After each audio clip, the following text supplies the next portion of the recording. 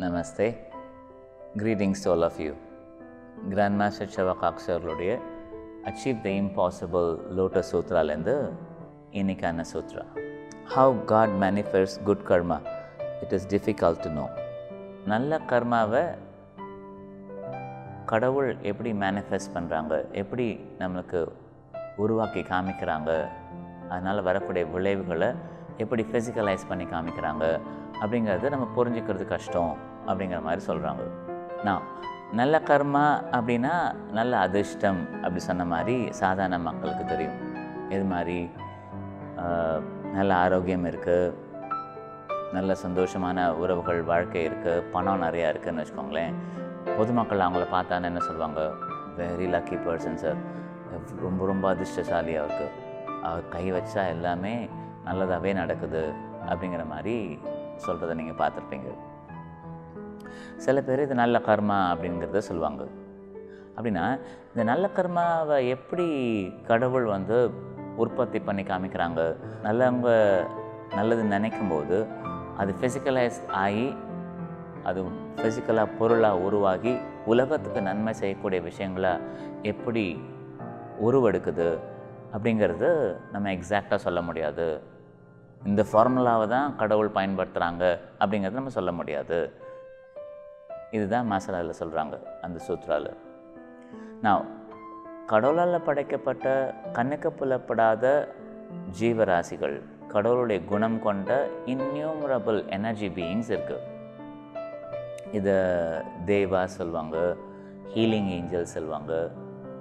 அப்போது இயேசுநாதரை சூழ்ந்து நிறையா ஏஞ்சல்ஸ் இருக்குது சொல்லுவாங்க.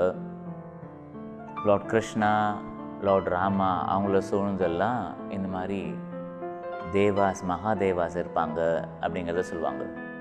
இந்த தேவாஸ் மகாதேவாஸ், ஹீலிங் ஏஞ்சல்ஸ், ஹீலிங் மினிஸ்டர்ஸ் சொல்லக்கூடிய கண்ணுக்கு புலப்படாத ஜீவராசிகள் சொல்கிறோம் இல்லையா, இன்விசிபிள் ஹெல்பர்ஸ், ஆன்மீக உதவியாளர்கள், இல்லை கண்ணுக்கு புலப்படாத தேவதைகள், மகாதேவா சொல்லுவோம், இல்லை ஹீலிங் ஏஞ்சல்ஸ், ஹீலிங் மினிஸ்டர் சொல்லுவோம். இவங்கெல்லாம் கடவுளுடைய தூதுவர்களாக இயங்குகிறாங்க அப்படிங்கிறது எல்லா மதத்தில் இருக்கிறவங்களும் ஒத்துப்பாங்க. இஸ்லாம்லேயும் இந்த ஆர்ச் ஏஞ்சல்ஸ் பற்றி உண்டு, கிறிஸ்டியானிட்டிலையும் இந்த ஆர்ச் ஏஞ்சல்ஸ் பற்றி உண்டு, ஹிந்து ட்ரெடிஷன்ஸ்லையும் இந்த மகாதேவாஸ் பற்றி உண்டு.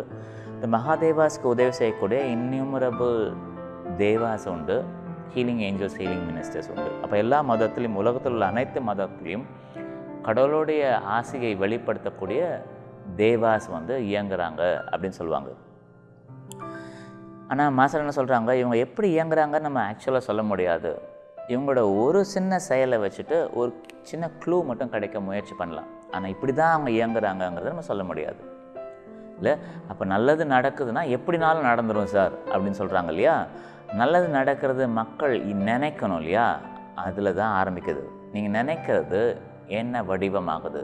இந்த எண்ண வடிவத்தை அது உதவி செய்யக்கூடிய எண்ணமாக இருந்தால் அந்த எண்ணத்தை ஒரு ஜீவனாக்கி ஒரு தேவா மாதிரி ஆக்குறதுக்கு இந்த ஹீலிங் ஏஞ்சல்ஸ், இந்த ஹீலிங் மினிஸ்டர்ஸ் அவங்களுக்கு சக்தி கொடுத்துருவாங்க. இதை நம்ம மதத்துலலாம் சொல்கிறத பார்த்துருப்பீங்க. 6 மணிக்கு விளக்கேற்றும் போது நல்லதே பேசணும், ஏன்னா அந்த விளக்கேற்றுற நேரத்தில் இந்த தேவதைகள் வரும், நீங்கள் என்னெல்லாம் நினைக்கிறீங்களோ அப்படியே நடக்கும் அப்படின்னு சொல்லுவாங்க. ஆனால் நல்ல வார்த்தையே பேசணும் அப்படின்னு சொல்லுவாங்க இல்லையா. அப்போது நல்லது செய்யணுன்னாலே நல்ல எண்ணங்கள் வேணும்.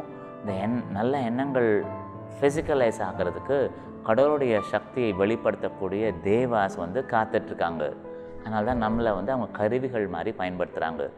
நல்லது நினைக்கக்கூடிய மக்களை சூழ்ந்தும் ஊடுருவியும் இந்த தேவதைகள் காத்துக்கிட்டு இருக்கு. அவங்க வாய் திறப்பாங்களா, நல்லது செய்வாங்களா, சொல்லுவாங்களா, சொன்ன மாத்திரத்தில் அந்த எனர்ஜியை ஒரு கண்டெய்னர் மாதிரி ஆக்கி இவங்களோட சக்தி அதை போட்டு அதை ஒரு குட்டி தேவாவாக்கி அதை அந்த வேலையை முடிக்கக்கூடிய வேலைக்காரர்களாக மாற்றிடுறாங்க.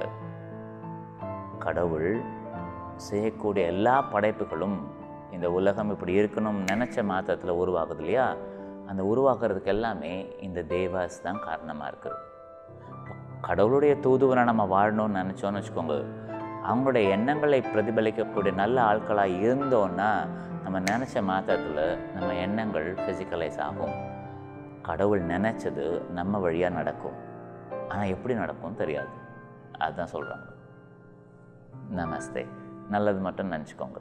Good day.